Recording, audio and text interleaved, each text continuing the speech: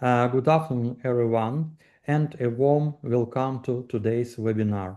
On behalf of the Ukrainian Wind Energy Association, we are proud to host this event with our esteemed member company, Wind Hunter Academy. Wind energy is not only technology, it is a social engine generating new professions, career opportunities. According to the Global Wind Energy Council, our 574,000 new wind energy workers will be needed globally by 2028, and at least 43% of them will be technicians responsible for installation, operation, and maintenance. For Ukraine, this is a strategic opportunity. As the country rebuilds and redefines its energy system, development a skilled, safety, conscious, and future-ready workforce is essential. Wind energy in Ukraine is not just about megawatts. It is about people. We must create pathway for every veteran, minors, students, or displaced person to find a new future in the green energy economy. Wind Hunter Academy's journey in wind energy training began in 2009 when they started organizing a series of seminars of wind energy. Since that, they have achieved a remarkable milestone, becoming the first in Central and Eastern Europe and the second in the world to obtain Global Wind Organization accreditation. Throughout this webinar, we'll deep into key aspects such as the mandatory and recommended training for wind turbines technicians, methods for ensuring safety, awareness, and industry compliance. To guide us through these critical topics, we are privileged to hear from a leading voice from Wind Hunter Academy, our valued partners in bringing you this webinar. Please welcome our speakers, Managing Director of Wind Hunter Academy, Ms. Magdalena Kryzewska. Magdalena, the floor is yours. Thank you. Thank you very much. It was a very, very welcoming introduction. I didn't expect that one. So thank you once again.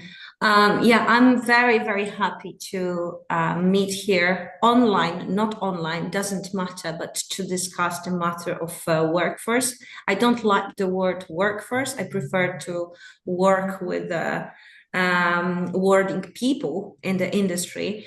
And this is what we are going to spend the next 20-25 minutes, I guess, together. As mentioned at the beginning, I am open to answer all the questions if they appear after the presentation, after my introduction to the topic and sharing with you experience by Wind Hunter Academy, many years of experience shaping the industry personnel for the wind energy sector. But before we get to that complicated topic, I'm facing first challenge. I hope I'm going to share the presentation correctly. And if done so, it will be much easier. Please let me know if you see my screen so we can. Everything's fine. Everything's fine. Okay. Working fine? Yes. Yes. Okay, so as you see, I just decided to start with a saying that I really like, and I feel that says much more about what we actually do, that this is more than training. It's not about the training itself or skills or window record itself. It's about creating resilient workforce that will provide the constant development of the wind projects. And this based on our experience, my personal experience, but also Wind Hunter Academy experience. Let me just start very, very fast, get through where I'm coming from, so we understand together what the basis for our quotes are.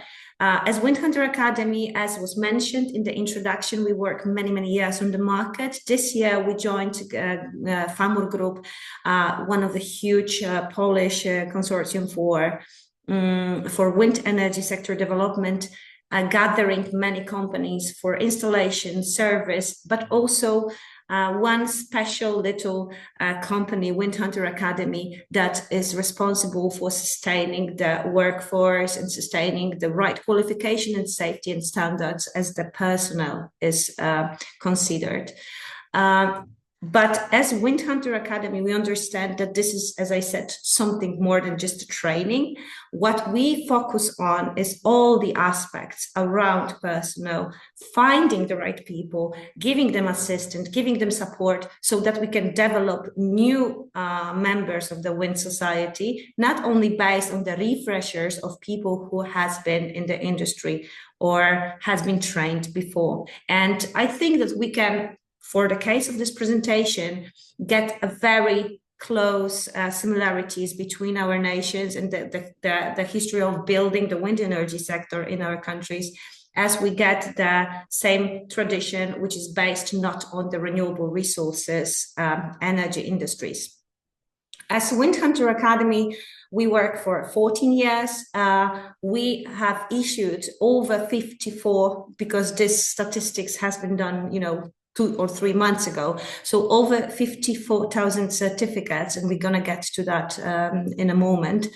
But most importantly, we trained over 30,000 people. These are 30,000 of technicians for maintenance, service, blade repair, site managers, people who every day work for the wind business. And because of that contact with these people, we constantly gather information or feedback on how we can help other people to get into the industry, what is required and what is needed from their perspective to work safer, work faster, work more efficient. And with this feedback, we create the programs to develop, to get into something more than just training. So the first thing I want that stays with you is that qualified workforce is the foundation for resilient wind industry. And I want to stop here for a moment, because this is something that whole Europe is experiencing right now, including Poland.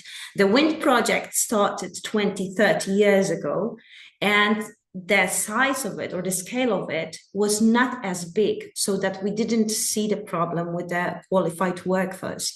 Right now, majority of the companies develop problems or challenges with increasing the speed of development just because of the workforce, not because we have no technology, because our technology is in place, our sites are in place, and the budget is in place. But there is still a challenge of finding right people, skilled people, qualified people to perform the projects, to make the wind projects going. So this is one of the biggest challenges this decade for European wind energy sector. What we can do is to start with the basics to understand who is a wind technician that we are searching for, what qualifications, what skills and what training they require to have.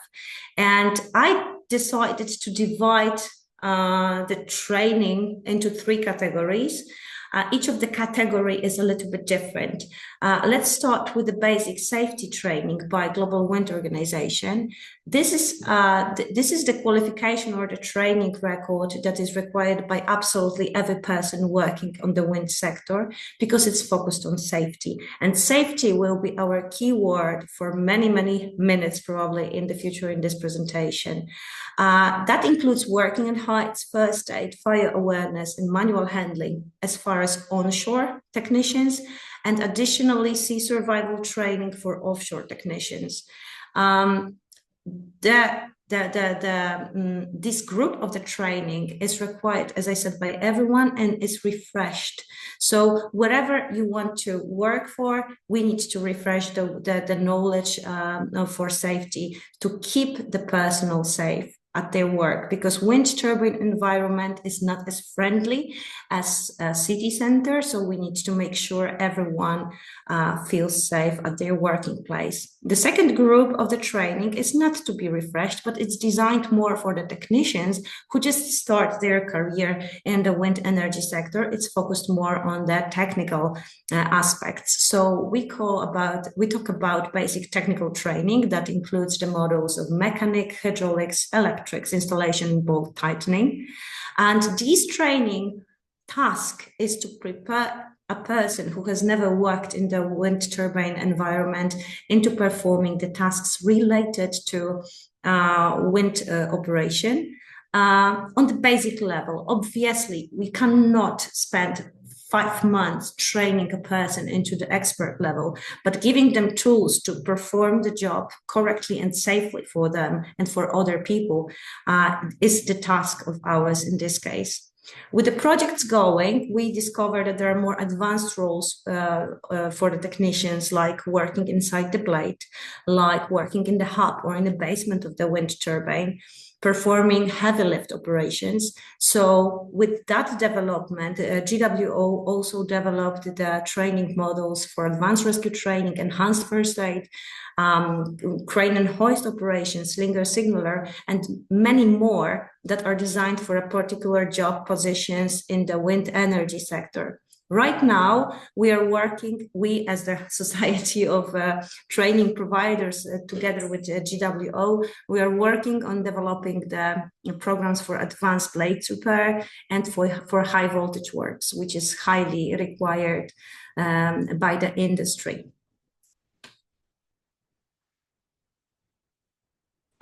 Together with what GWO gives to us, we need to think of the local requirements. These local requirements that you see right now are based on the Polish system. However, every country have these particular licensing somewhere in their local regulation system. So in Poland, we need to have the electrical license given by the Polish law, Polish authorities, and in majority of European countries, this is the same system. In Poland also, you will find the Office of Technical Inspection, that is a national authority, and they give the license for operating some of the machines. In this case, for the wind energy sector, the most important is hoist that we can find in the nacelle, lift, surface lift that the technicians used for climbing, instead of climbing the ladder, or any other devices that are used or machines that are used during the installation process, like telehandlers or cherry pickers. In each country, we need to also follow the rules for HSE, which is different for according to the local legislation, plus the O&Ms that give their own internal training, which is focused not maybe much more on safety, but or on the general story, but on the technical aspects of the tasks for a particular turbine. In this case, I'm talking about the Siemens internal or Vestas internal or GE internal training. So all of that, if we take all of that together, we can say that we know more or less what is wind competence. And what I say more or less is that this is the constant process of developing the knowledge and creating the process of understanding who really the wind technician is. I will give you the example from Koszalin, because I'm right now in Koszalin talking to you from Koszalin, Poland. And in close to Koszalin 25 years ago, we had 3 big wind farms operating, but still in the Polish law, there was absolutely nothing saying who really the wind technician is. And this year is the time when we put some description for the occupational law saying who this person is, what skills this person should have. So usually, as the wind sector, we are working somewhere in front of the legislation development, which doesn't make it easier. So we know after so many years that standards, skills, and safety is what lift this sector up. Standardization is very important, not only because it makes safety easier, it's because the projects very often are global. It's not the one country territory, it's just moving technicians from one country to another country, or it is just developing the projects in multiple locations. So we need to make sure that everyone who takes part in the process is trained the same way, is equally prepared for the role, and then standards are very, very helpful. This is the conclusion from 2010 when Global Wind Organization has settled up, because it was the consequence of the long years of discussion between the biggest O&Ms and the biggest service companies to agree on one standardization and to agree on that we need to continue to train the wind workforce in the same way. So it should be easy, but it's not easy because training is not everything. The safety of the technicians or the personnel is also the equipment that they use. And we are starting with PPE that needs to be selected correctly. There is a very restrictive list of the equipment, PPE equipment that the personnel in the wind industry can use that needs to be regularly inspected. There is a very, very specific list of devices that can be used within the wind turbines. I'm saying that because very often it happens that technicians come to our training center and their equipment legally is okay, theoretically is okay, but it's not practical for the use for the wind energy sector. These elements are missing some of the parts that are very, very useful in the wind turbine. So what I recommend each of the manager of the company is just to contact someone who really works for the wind energy sector to purchase the equipment so that personnel feels respected, personnel feels equipped, and personnel feels safe at work. It's also recommended to provide HSE audits so that you can check all the yellow points, all the ladder systems fixed, all the rescue devices, whether they are ready to use in case of emergency. And why I'm mentioning that in the presentation about personnel is that if we do not put a huge care on the personnel that really right now functions in the business, we will lose them. And we cannot afford, as far as time and money as the wind industry, to lose people who are already trained and already skilled. The safety of the technicians is also everything that happens around the wind turbine. As you probably understand, if something happens in the wind turbine environment, because this is not closely located destination, wind technicians need to be able to help themselves. But there are people who will come as first ones, and they are firefighters. This is what we discovered 2-3 years ago when we had a unfortunately fatal accident on the wind turbine in Poland, and the evacuation emergency response by firefighters took 2 hours. And these 2 hours were not the consequence of their lack of willingness to help. They were a consequence of the situation that they have no knowledge or no understanding of the environment of the wind turbine, as this is not very popular to be visited by people from outside. Then we decided to create a whole program on educating firefighters from the closest locations on the environment, what they can expect after entering the wind turbine, how to use a service lift to just go faster, how to use rescue devices so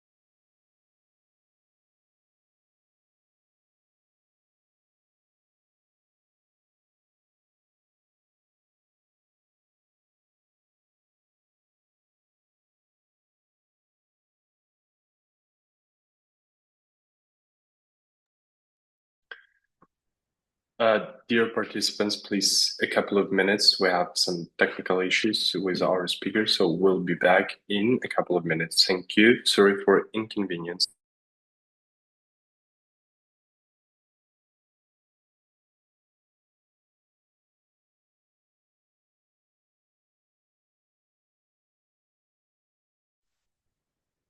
Hello again. Yes, hello, Magdalena. I just lost the connection. I know how it sounds, but I just lost the connection. So I hope we can Yes, of course. Start from where we stopped. I thought that we had some problems with internet in Kiev, but everything's fine. We can move on. All right. Okay, so let me share the screen again.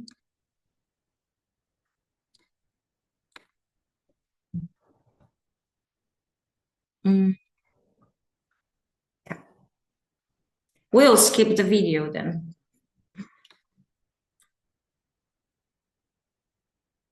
Do you see everything? Is it okay? Yes, everything's totally fine. Okay. So we just finished at the moment when we were describing actually everything we do for the workforce to just keep the workforce that is already in the wind energy sector. But we need to think about the future. So as probably you are informed, in Poland we have offshore wind installation ongoing, and till 2030 we expect extra 38,000 people being involved in this process, which is unbelievable number when we compare it with demography struggles, I would call it this way. And we are sure that we are not able to provide that number of people in such short time for 154 different occupations waiting for them. So what we can do, we can get into the cooperation with technical universities or technical vocational schools. By the case of student training programs, maybe some development and research programs, internships, we can support the initiatives by the students, giving them the opportunity to enter the career. Because what is the point of all these actions is to make people aware, young people aware, that there is a place for them in the wind business. The biggest problem right now we have is that not a lot of people think of entering the wind energy sector, as they do not understand that this opportunity is in front of them. But we don't have so much time also waiting for them to get educated, choose their career. And there are internal national programs that were based on coal mines closures, for example. So the main assumption of the program was that together with the closure of the coal mine, we can develop the swift into the workforce, into renewable resource development. In this case, offshore wind farms installations. On the picture, it looks quite logical. It was calculated. However, in practice, it doesn't work as well as it should. Why? Because it's not reskilling program. It's not only taking people from one side and putting into the another industry. There is a huge process of changing the traditional way of living, traditional way of thinking of yourself as a professional, and entering totally new and not discovered yet industry. That's why this process requires much more patience or much more information from the side of the wind sector. First, we need to state what is our talent pool. As a talent pool, we call the group of people that vocationally or occupationally should have or should exhibit very similar skills that is required for the wind energy sector. In Poland, we identified 3 groups: miners, fishermen, and military. And I believe that in a lot of countries, the situation would be very similar. As far as the miners, we have had a very similar skills at work, especially when we are talking about the rescue teams in coal mines. However, there are other skills like team working skills or understanding the project skills, or for example, changing the constant employment into B2B employment was challenging. So a lot of program parts were related to just close the gap that was on that place. In the case of fishermen, on the other hand, the skills of working on the sea, working on rotation was there because it was a normal thing on their previous or former jobs. However, the skill gap was much bigger in case of hydraulics, mechanics, or understanding of working at heights. So in each, even if you have a very good talent pool that is close to what you are desired to get, you still need to identify the skill gap and try to work in a group and systemized and standardized system on this gap to get into the good results. As far as military, these skill gap is the smallest because they are fully exhibit the skills for mechanical works, rotational works, teamwork, working with the manuals. But still, there is a challenge if the national legislation is not aligning with the needs of the industry. In Poland, we have the system for retired militaries that enables them to take extra training to find another occupation. So this is reskilling programs financed by the authorities. However, not a lot of soldiers are ready to take another occupation after they finish their service. So it's not perfect, but we are going into the direction to provide them the chance to be trained and skilled and get into the industry. In Wind Hunter Academy, we are doing the reskilling programs, group reskilling programs for miners and fishermen. We are doing individual reskilling programs for military, for soldiers, and just a video. I hope this time it will not disconnect me after I click the video, but short video from the 4 weeks reskilling program of coal miners. That was the first in Poland program 3 years ago. And after that, there were many, many more to follow. So I'm personally very happy that it's happening and giving people a chance to start their new professional career.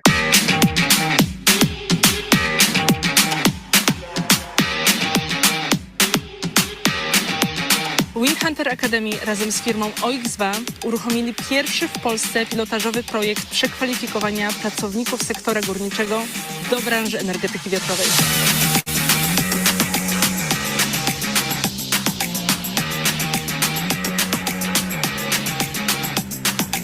Jesteśmy w Wind Hunter Academy w Koszalinie. Właśnie trwa szkolenie BTT, moduł instalacyjny i mechaniczny, przygotowujący nas do pracy na turbinach wiatrowych. Najfajniejsze było podejście, dużo wiedzy teoretycznej i praktycznej. Panuje świetna atmosfera. Traktujemy to zajęcie jako naszą misję, ponieważ kochamy wiatr, kochamy wysokość. I już nie możemy się doczekać, kiedy wjedziemy na turbinę.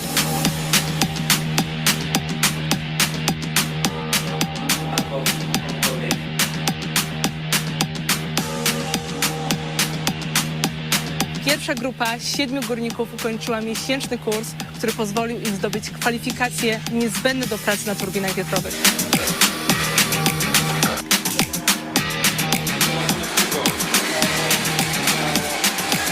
Górnicy uzyskali nie tylko certyfikaty GWO, UDT czy uprawnienia elektryczne, ale mieli okazję zapoznać się ze środowiskiem prawdziwej turbiny wiatrowej.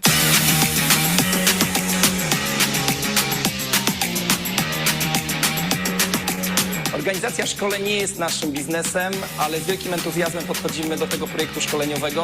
Pokazujemy, że transformacja energetyczna w Polsce jest możliwa i to transformacja, która zapewnia bezpieczny transfer pracowników tak zwanego sektora energetyki konwencjonalnej do energetyki zielonej. Mamy nadzieję, że ten projekt pilotażowy jest tylko przyczynkiem do organizacji tego typu szkoleń w przyszłości, ale na dużo większą skalę.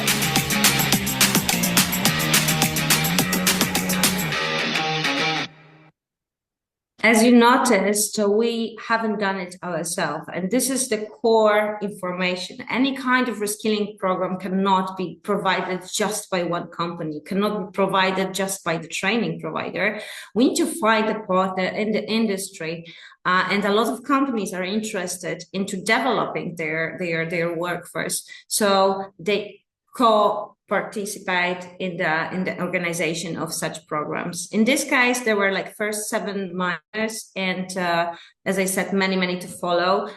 4-week training. It was not only technical training, it was meetings with vocational advisors. There were English lessons for people who struggle to communicate in English, strictly industry English. There were meetings with the companies. A lot of companies come just to meet and say how the work really looks like, so they feel welcome in the industry and they feel that they understand what their future role could be. So after the program with the minors, we got into cooperation with RWE, the developer of one of the wind farms, offshore wind farms in Poland, to build the program for fishermen.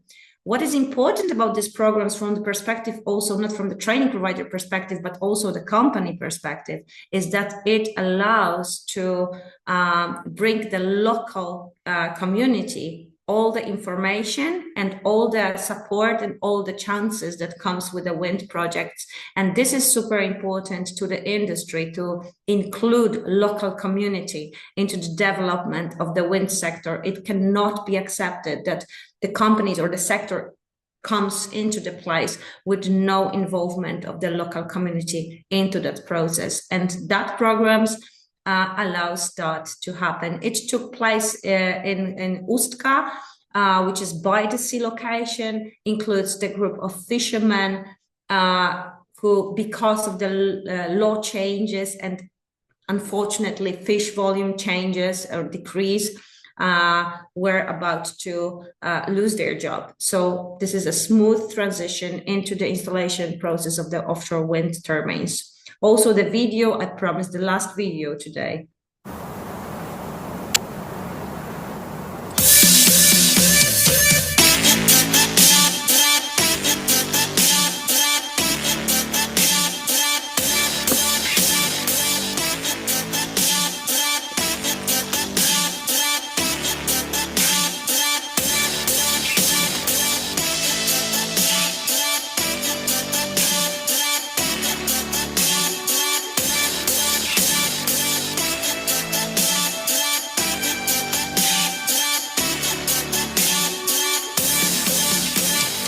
Obecnie w Polsce oraz Europie odnotowujemy bardzo duży wzrost zapotrzebowania na pracowników do branży energetyki wiatrowej, zarówno do pracy na morzu, jak i na lądzie. Wind Hunter Academy razem z firmą RWE realizuje projekt przebranżowienia rybaków do energetyki wiatrowej. Dostarczamy im niezbędnych kwalifikacji oraz umiejętności, które pozwolą im pracować na turbinach wiatrowych, zarówno w Polsce, jak i na świecie. RWE jako gracz globalny, obecny na polskim rynku ponad kilkanaście lat, prowadzi wiele działań, inicjatyw edukacyjnych mających na celu budowanie świadomości o odnawialnych źródłach energii skierowanych do dzieci, młodzieży i studentów. Program przebranżowienia rybaków jest pierwszym projektem skierowanym do osób dorosłych, którzy myślą o swojej przyszłości w morskiej energetyce wiatrowej. RWE i Wind Hunter Academy dają nam dużą szansę jako rybakom pracującym na morzu. Sam pracowałem 9 lat i chcę zmienić branżę i to jest dla nas ogromna szansa. Wygląda to bardzo profesjonalnie. Chwalę całą tą akademię, dlatego że robią tutaj wszystko na bardzo wysokim poziomie. Dla mnie najciekawsze były prace na wysokości, ale również część praktyczna z hydrauliki i mechaniki. Szkolenie jak szkolenie, wszystko przebiegło elegancko, instruktorzy, perfekcjoniści w swoim fachu. Priorytetem dla Wind Hunter Academy jest budowanie świadomości wśród społeczeństwa na temat energetyki wiatrowej.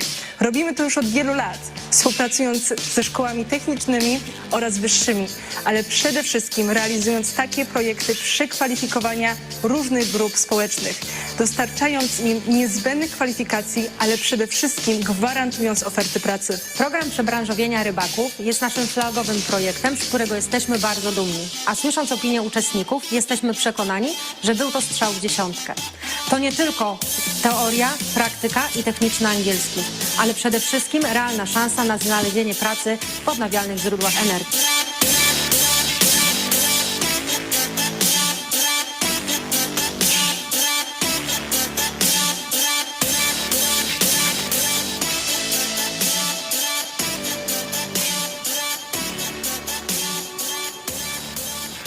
Yeah, so thinking about reskilling, we need to think about the right talent pool, gap analysis in skills, and then preparing the program directly to this talent pool. Let me tell you that all these programs that we run, it's not only the program, it's the whole bridge. The series of meetings, discussion with the family, discussion about the expectation of people, and then we can find that this program is successful. If we just bring in Excel the skills one side and the skills the other side, it will never work. You need to put expertise into skill gap closures, and this is what we are working on a daily basis. So as I said, we just need a bridge between the industry and the individuals that want to get into this industry. But to do that, we need to show that the industry is united, the industry is open, but also we need to help these individuals to get into the market. This is also what we do. We have a specially dedicated path for every individual who wants to enter the business, and they ask us, like, how can I start? To combine them with a wind company that is searching actively for the employees. And the key role in here is something that I call a person who is a skills translation. So person who can understand what skills are required for the particular position in the wind sector and find these skills in the person who is searching the job, then combine them. If any qualification or any skill is missing in the process, we can feel it at Wind Hunter Academy by the special training or the special program prepared for that person. This way, we can one by one, step by step, continuously build qualified workforce for the development of the sector. And just coming close to an end, I mentioned that we need to unite and unify actually the sector to be open, and a lot of initiatives that are performed by the wind sector are more than one company. And this is what we also do as a Tour de Wind, for example, that took place last week. So maybe you could see some of the photos on social media, on LinkedIn or somewhere. But this is one of the activity to show people that something like wind energy sector is open for new people and is a place that you can develop your future career. Wind energy is very special in my opinion and in my understanding of business. And I know that what matters in wind energy is performance at the end. Investing in people, investing in qualified workforce is the only direct investment in performance that you can get. And understanding that makes everything easier as far as making the future decision for company activities. And if there's only one sentence you will remember after all of my presentation, I want you to remember this sentence, that every person trained today powers the energy transition for tomorrow. We don't have time now to train people, to just analyze, do we need to train people? We know we need to train people. We know we need to have much more workforce in the future. And we need to start training skills analysis, gap closures right now if we want to have a resilient wind energy sector tomorrow. And that's it from me. I hope you can find something to take with you for your daily work. If there are any questions arising, I'm, as I said at the beginning, I'm very open to answer. Thank you, Magdalena, for this insightful presentation on the complex work of reskilling and skilling new people and competencies in the wind energy sector. So, dear participants, the Q&A has been started, so maybe you have some questions to our esteemed speaker. Please let us know in the chat, or you can present on your own here.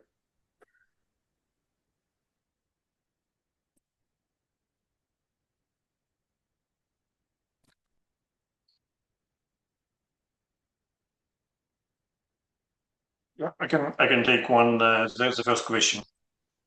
Yeah. Michael from BOTC training in Riga and Klaipėda. Hi. Hi. We are coming from maritime and oil and gas industry. Industry is very mature and very structured, and we have clear occupational, let's say, ways how to develop a personnel. We are very much missing that in a wind industry. We may provide BST, BTT, whatever we want, but it's not very clear how to develop a person, what kind of, for a specific position, what kind of training we need. Not talking about the basic, I mean, entry level. But let's say when should we, let's say, develop a person, being as an electrician or a mechanical or hydraulic or whatsoever. Yeah, that's what we are really missing. That's giving a person a clear example. If I take that and this course, I will, let's say, grow in that direction. And we are very much missing that one from a GWO, because there is no kind of specific matrix exist. We are talking about only on a kind of very, very basic level. Mm-hmm.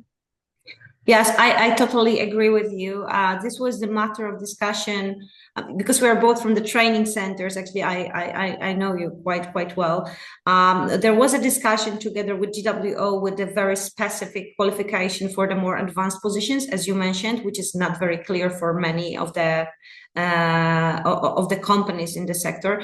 But I know that for sure that right now this is also a very big part of the work for the Wind Europe organization to make companies openly share what qualifications, what skills are required for particular positions, so you can prepare people to correctly for that job. You mentioned the oil and gas tradition. I'm really envious when I see country with such a big tradition for oil and gas. In Poland, we didn't have such a such a privilege to have it developed before the wind energy offshore. But I think that we should learn from oil and gas industry offshore, obviously, to qualify or to set the right and set the clear rules for the qualification. As you mentioned, there is a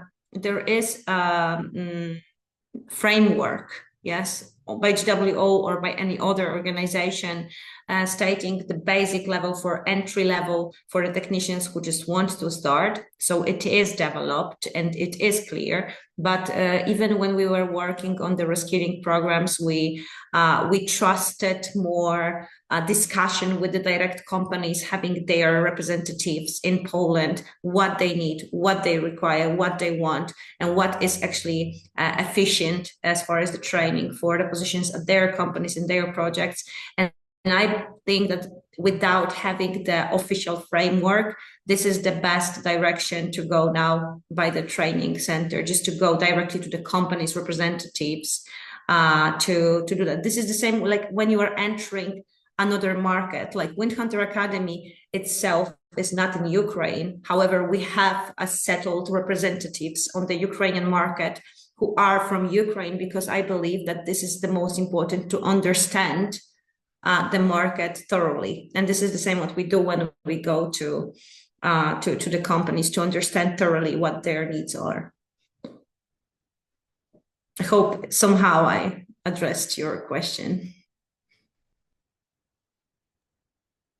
Thank you for the question. Maybe, dear participants, somebody has another one.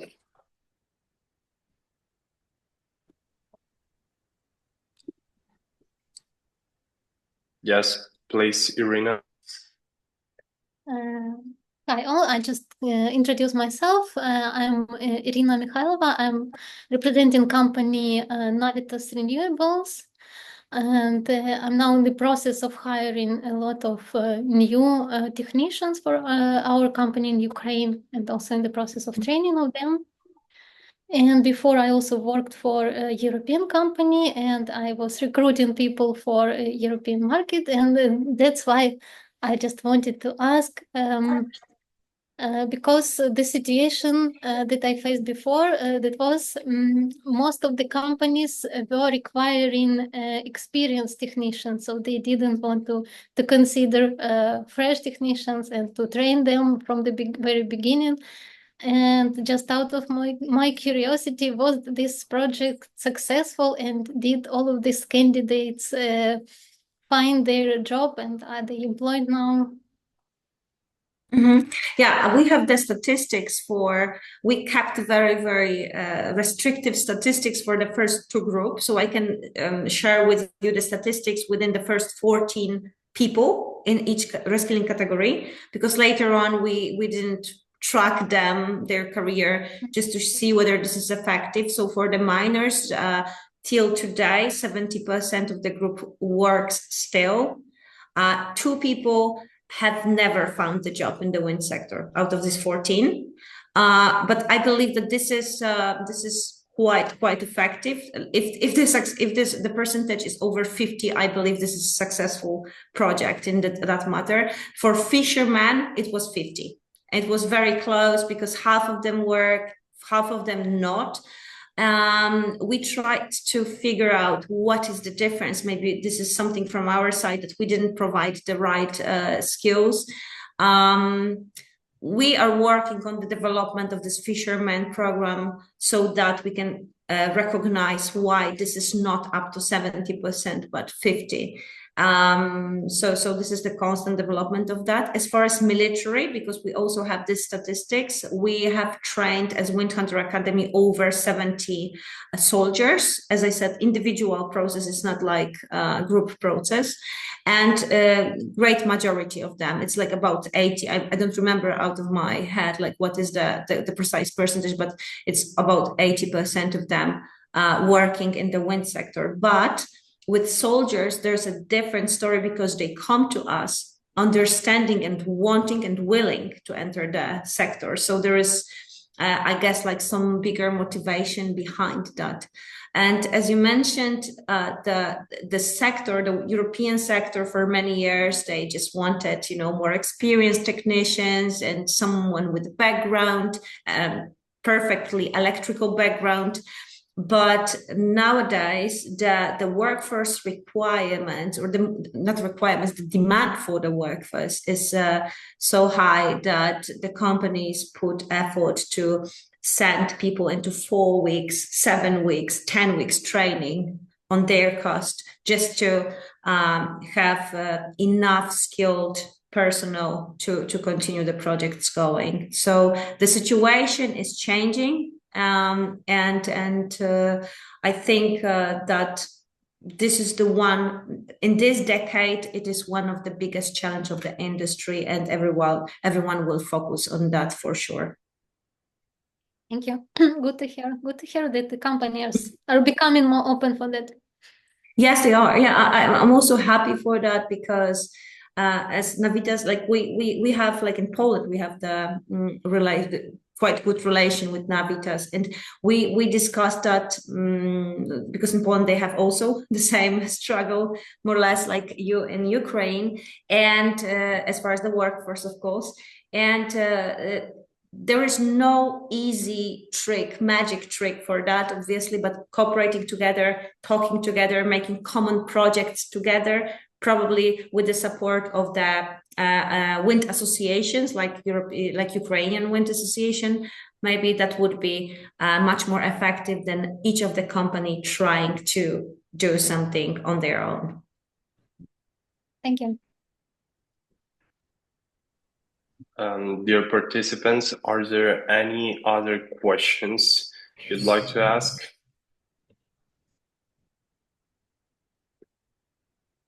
Okay, so at this moment, before wrapping up, I'd like to make an incredible announcement, actually.